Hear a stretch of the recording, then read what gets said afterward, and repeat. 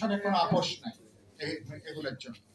ফলে তাহলে নারী প্রথম থেকে গৃহে নিপীড়িত হয়, সমাজে, রাষ্ট্রে। আজকে তারেক রহমান এবং বিএনপির জন্য যে ঐতিহাসিক সুযোগ তৈরি হয়েছে, সেই সুযোগটা কি?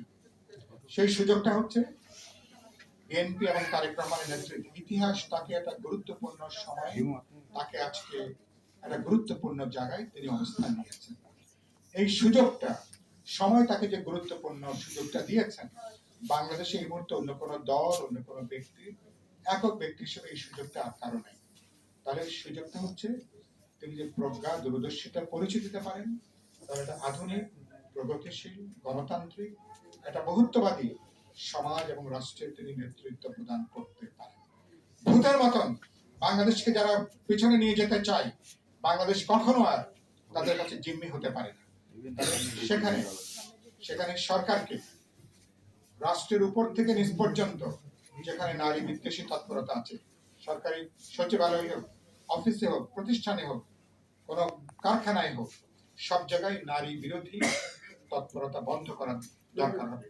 প্রয়োজনে আইন প্রণয়ন সেখানে করাটা প্রয়োজন। আর যেটা বললাম, একটা সামাজিক সাংস্কৃতিক জাগরণ লাগবে, নারী জাগরণ লাগবে। একটা মানে নিজের কান্নাটা নিজেকে কাঁদতে হবে, নিজের দাবিটা নারীকে নিজেকে আগে উচ্চারণ করতে হবে, তারপরে নারীদের সাথে পুরুষদেরও এগিয়ে আসতে হবে।